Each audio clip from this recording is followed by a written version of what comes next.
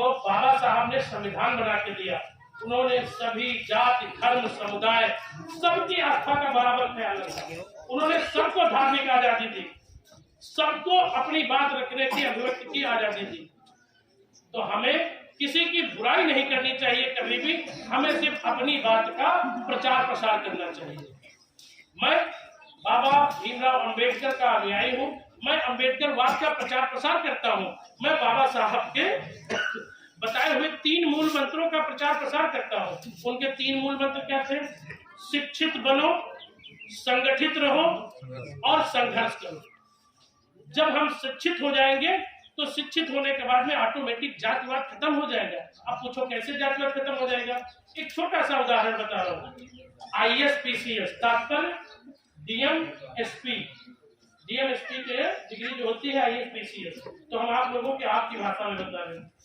DMSP जितना होती है, जितना बड़ा डॉक्टर होती है कि बच्चे कहो अपनी जाति में शादी नहीं करे पता कर लीजिए, जितना SPDM हुई, जितना बड़ा डॉक्टर MBBS हुई, वो जब शिक्षित हो जाता है, हायर एजुकेटेड हो जाता है, बहुत हैवी डिग्रियां हो जाती है, वहां उनकी जातियां खत्म हो जाती है।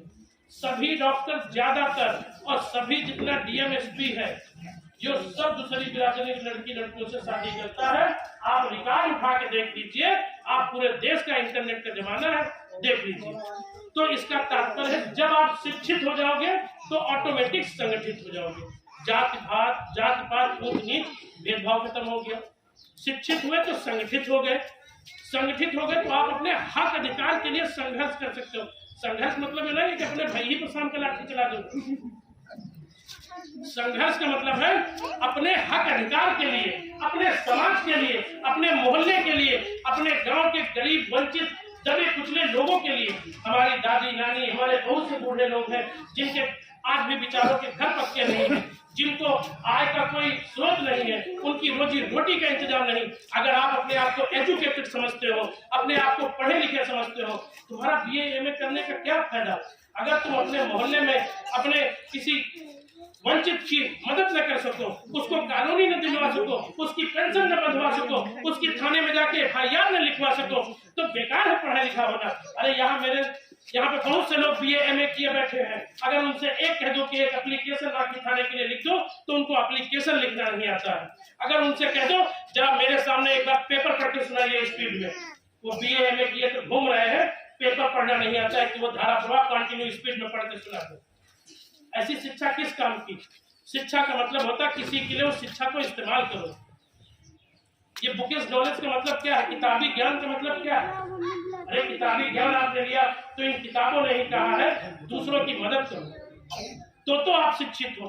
अन्यथा ये BA MA करके सिर्फ शादी करने के लिए, बताने के लिए अगर करना है तो कर लो, बता दो हाँ भैया लड़का हमारा MA पास, MA फुल फॉर्म है न पता। ये तमामी बेटेवा खड़ी है, लड़कवा है, समझ पूछ रहे में कहा तो बताइए BA। अगर उनसे पूछ ले BA का फुल फॉर्म क्या है, फुल फॉर्म उनका न पता हो, मैट्रिक्स का फुल फॉर्म क्या है वो नहीं पता हो। तो शिक्षा का मतलब ये है कि समाज को परिवर्तन लाओ, समाज में परिवर्तन करो, समाज के हक अधिकार के लिए लड़ो, तो आप शिक्षित हो। नहीं घर में मियाँ मिट्ठू बने बैठे रहो। ऐसे मैं भी था, मैं डबल MA MBA LLB हूँ। मैंने MBA से, मेरा कॉलेज से प्लेसमेंट हुआ, जुबिलेंट फोटो कंपनी में मैनेजर बन के दिल्ली चला गया था। दिल्ली गया, 6 महीने नौकरी की, लेकिन मजा नहीं आया। पता नहीं किसी दूसरे की जी हजूरी करने में मजे नहीं आता था, नौकरी छोड़ दी। उसके बाद में ITI में PPP में गवर्नमेंट नौकरी मिल गई स्टोर कीपर की, वो भी मैंने छोड़ दी, उसमें भी मजा नहीं आया। हमने कहा हटाओ मेरे बस की बात नहीं है। फिर मनाया कि अब LLB करना। अच्छा 2-4 मुकदमे भी उधर लिख गए।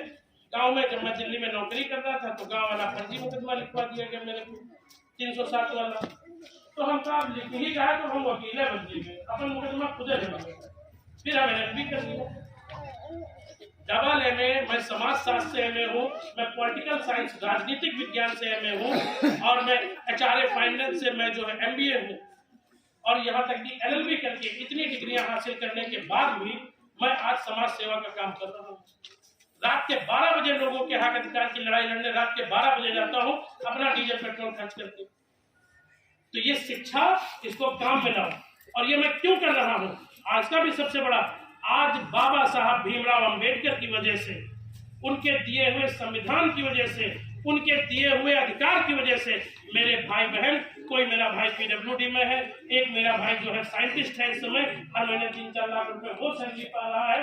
मेरी 2 बहनें हैं, एक बाल पुष्टाहार में है, एक बहन हमारी गवर्नमेंट हेडमास्टर है, छोटा भाई बिजनेस कर रहा है, इतना बड़ा बिजनेस अकाउंट फैला रखा है, और मैं जो है समाज सेवा भी कर रहा हूँ, वकालत भी कर रहा हूँ। मेरी मीटिंगों में देख लेना, मैंने समाज के लिए क्या रखा है कि मैं अपने समाज के लोगों की फ्री में केस मुकदमे लड़ने का काम करता हूँ, फ्री में 1 रुपए फीस नहीं लेता हूँ, और कभी भी किसको जरूरत हो तो आ जाना मेरे पास, मदद मांग के देख लेना। मैं जानता हूँ गाँव के लोग हो, मैं तुम्हारे लिए घर की मुर्गी दाल बराबर हूँ, नहीं